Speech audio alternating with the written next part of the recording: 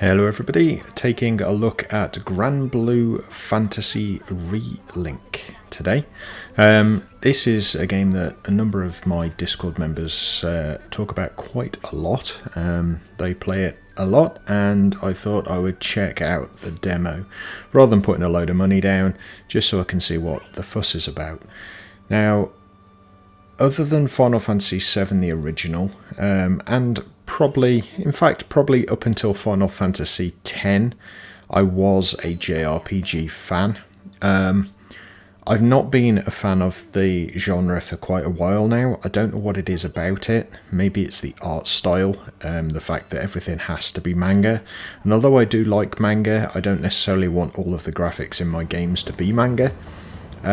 Maybe that's what it is. Maybe it's just the complete wackiness of them these days that they don't really grip me that much. But I thought I'd give it a go because it doesn't have the standard kind of turn-based gameplay that JRPGs are known for, basically. This is very much more action-orientated, so I've decided to give it a go. So in the demo there are 3 modes. One of them is a tutorial mode, one of them is a story mode, and one of them is quest mode. So today I'm looking at the quest mode. This allows you to pick up 3 different quests, and once you complete the demo, these parts actually give you bonuses in the main game, so it is definitely worth picking up the demo. If you like the demo and you then pick up the main game, you get those bonuses from playing the demo, which makes perfect sense, and I wish more games did that, to be perfectly honest. As far as the gameplay is concerned, it is laid out very similar to most ARPGs that I know. So you've got all of your skills mapped to your face buttons, and then you have different potions and everything mapped to your D-pad. That is a bit of a departure from your normal ARPG, which kind of has most of your skills in a bar along the bottom, and you can do different button combinations to access multiple skills. This gives you 4 actual abilities, and then in essence 4 standard attacks. So for example, you play as Gran, who is the captain of an airship. You don't get to pick your character, which, if any of you have seen my Stellar Blade video, you'll know that I don't really like that. I think an RPG is all about the character you choose to play as, rather than the character you're told to play as. So that's probably another reason I'm not a big fan of JRPGs these days, because you have to play as a certain character. Don't get me wrong, I do like going back to those old JRPGs every now and then. Final Fantasy 9 and 7 predominantly. 10 as well, because I did like that one. But yeah, I think RPGs in general should allow you to build your own character, so you can pick your class, you can pick your look, how your character appears, and in some respects, in some games, you can pick which race you are as well. All of those really, to me, add up to a much better gaming experience, because it really is your character that you are playing as. In games like this, as I say, you're playing as a set character. So in this, you're Gran, the captain, as I mentioned before, and you have a certain skill set that this character has. Now, you can select which skills from that skill set you can play as, but you can't, from what I have been able to tell from playing the demo, you can't completely change it. So you couldn't turn this guy into a solid mage or a solid ranger. He is a melee fighter, and that is it. I think that's too limited. I know a lot of people who only like playing mages, and because they can only play mages, because they can only play melee, this game won't appeal to them as much. So this gives me a very familiar sense of Monster Hunter. You finish your mission and you get a score based on certain aspects, which to me they don't really tell you. It's not like, oh, you performed this dodge at the perfect opportunity so you get that many points. It seems to be an arbitrary value that you are awarded at the end of a mission. Now, I have no doubt there is a lot more to it than that, and there was probably a lot of scoring behind the scenes. So, as I say, you might have a perfect dodge that might award you 1,000 points, for instance, but nowhere does it actually list what these things give you. So you can come to the end of a mission, or a quest as they are called, and you can end up with an A rating and not understand how you could possibly have achieved an S rating because you didn't get hit or whatever it might be. I can't answer those questions, and it's one of those systems that I find quest related giving you a score doesn't really link with me.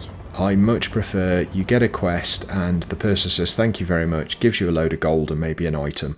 That to me is a much better, much more enjoyable system. Now, as I said, in the demo there are 3 modes, but in the quest mode there are actually 3 quests you could partake in. You had a horde mode, which was the first one, which is in effect a survive all of the waves until the mission completes. In this one it is a boss fight, so you will have this quackadile. No idea why it's called a quackadile, but there we go, it's Japanese for you. It's a pretty decent fight, don't get me wrong. It has certain attacks that you have to learn, and you have certain abilities that you can make use of. Now, all of my characters are level 10 for this demo, and this enemy boss is level 8, and it does say it's an easy boss fight.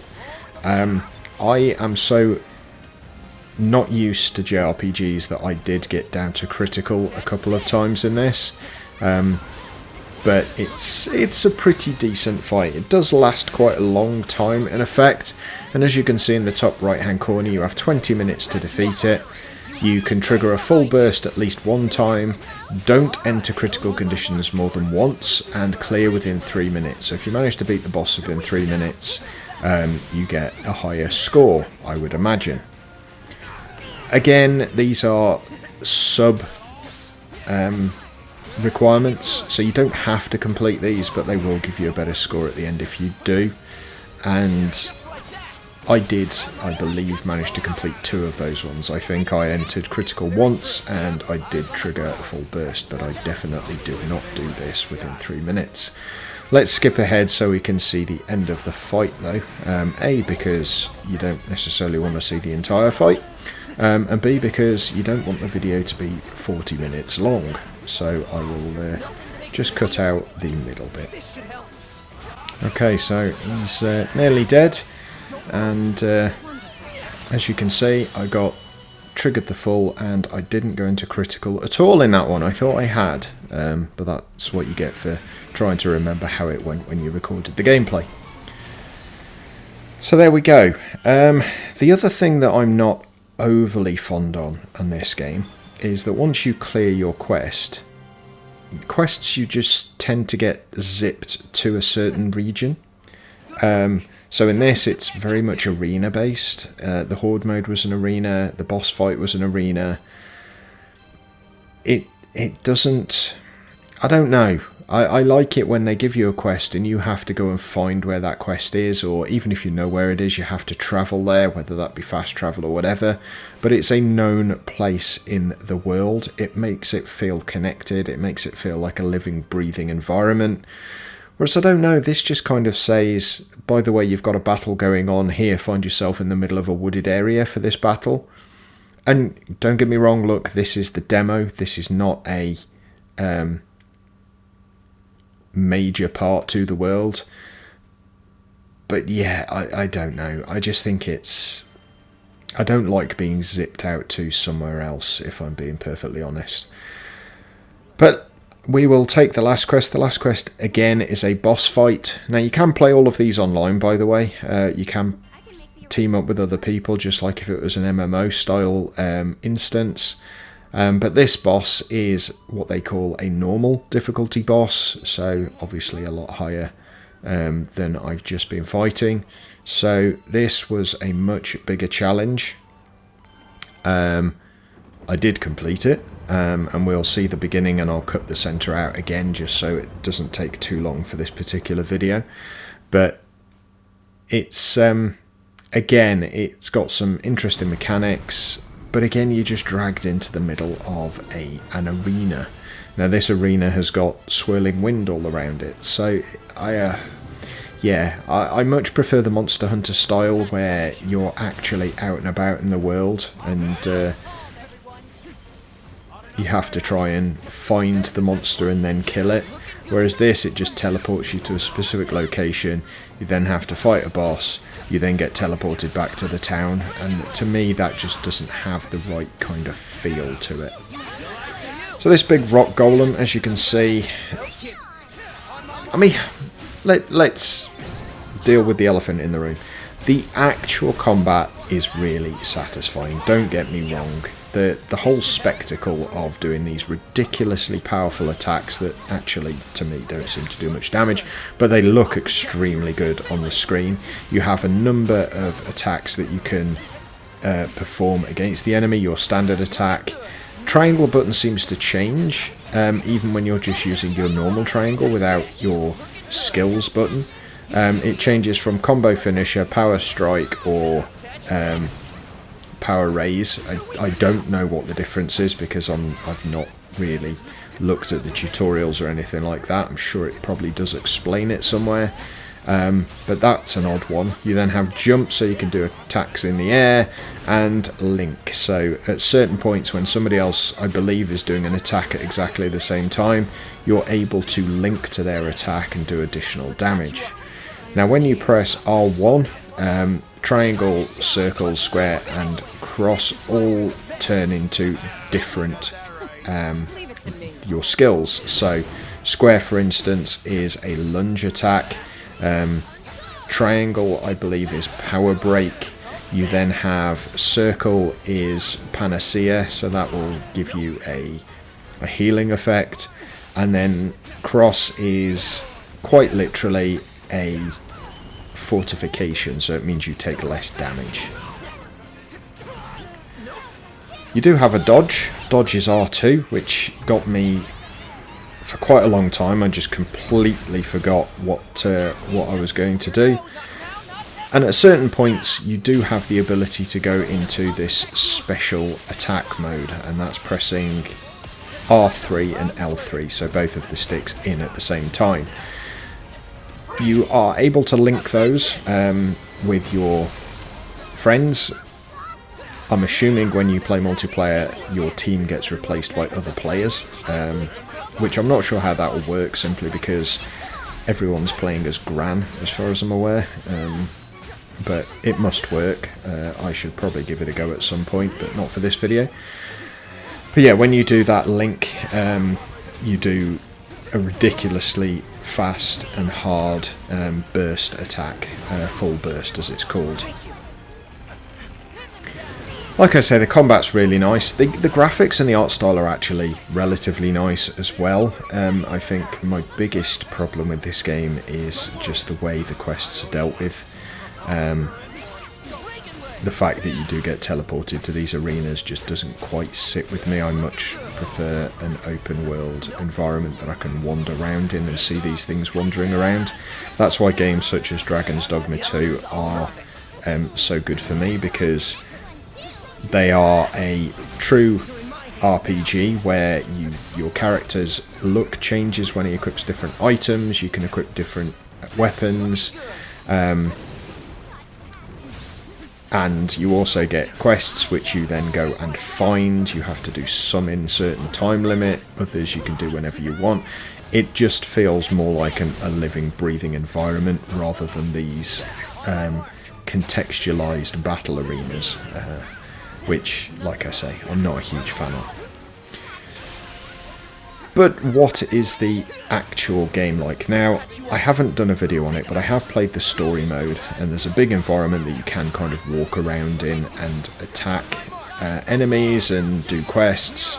And those quests are a case of you go to a certain region and you wander around to do them. Quest mode, which seems to be a very specific mode, is what I'm playing at the moment, and you carry out certain quests. I guess they're like bounty boards or something similar, where they're not just a story-driven quest, they are specific, go and hunt this thing. It would have just been nice for that to have still been in the same world. The story mode is, in my opinion, much better, and maybe I should have done a video on that as well, and maybe I will if this video does well. But that seems to be more along my way of thinking. But again, it's not an open world. You kind of show up in a region, and then that's it. You're in that region, and you can't go anywhere else apart from within that small area. That may be a demo thing, I'm not entirely sure. If it is just for the demo, please let me know in the comments, because I don't want to give the wrong impression to anyone watching this video. But in reality, like I say, I think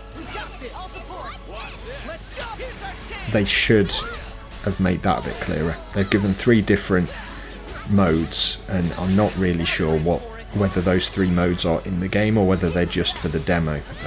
I do wish, as I've said previously in my other videos, that the demo would just be a small region of the actual main game. I think when they turn around and give you specific demo related gameplay and equipment, it doesn't really give you an idea of what you're going to experience in the main game. But anyway, that's enough of me talking. What do I think of the game? Well, I think what I've been saying throughout gives you the impression. This demo has not sold me on the game. I think the fact that your character is set as Gran, I think the fact that quests are drawn into these battle arenas rather than being in the main world, it just isn't right for me. Now, my friends in my Discord really like this game, and they do talk about it a lot, so I do think it's been well built, it's been well put together, it does look visually very pleasing, the combat does feel excellent. It's just the mechanics of it for me, the mechanics of your battles and your quests and everything else.